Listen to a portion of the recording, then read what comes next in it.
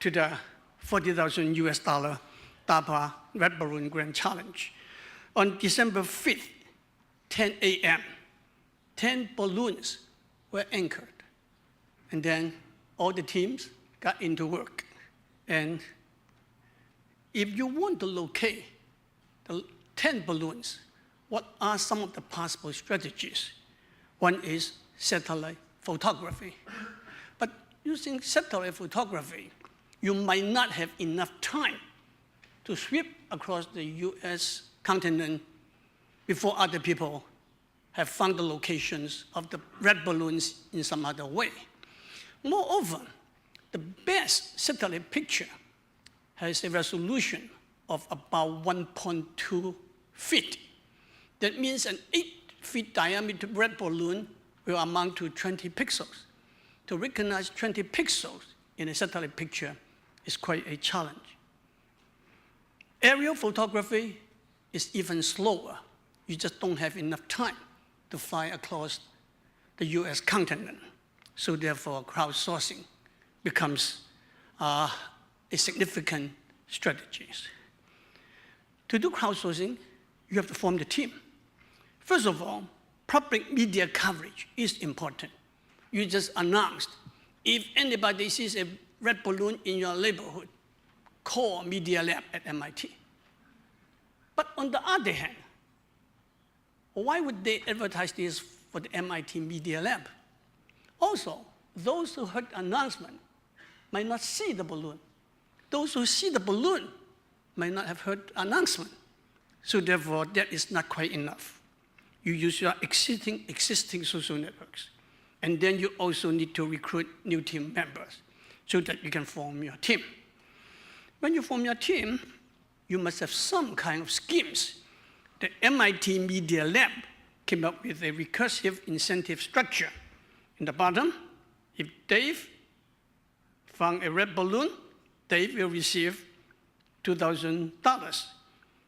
Someone who recruited him into the team, Carol, got $1,000. Bob, who recruited Carol, will get $500. Alice will get $250. But Alice also recruited somebody else. Somebody else also recruited somebody else. So Alice will get the $250 plus $500. You can say this is a Ponzi scheme with a heart. The more members of your mafia family have found red balloons, the more money you will make.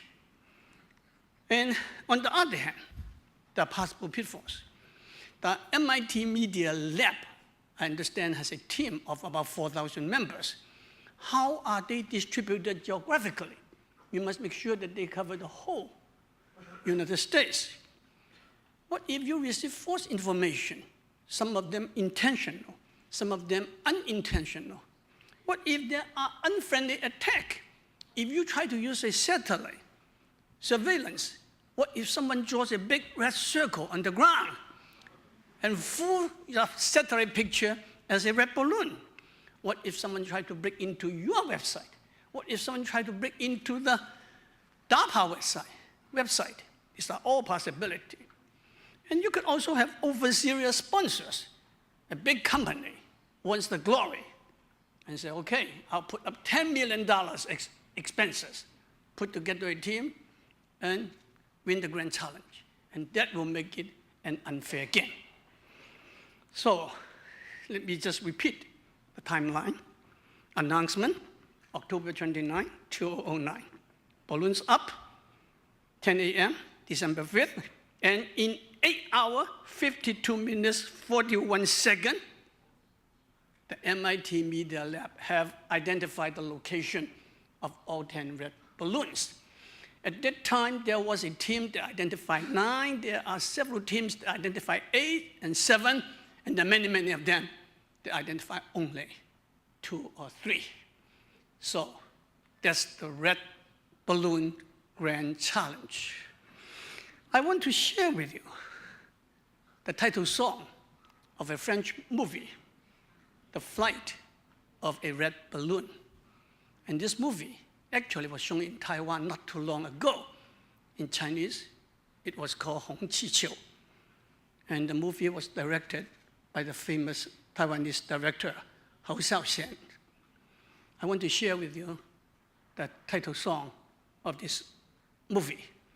But before I do that, let us listen to a beautiful song by Cai Qing. 在敲打我窗，是谁在撩动琴弦？那一段被遗忘的时光，渐渐地回渗出我心坎。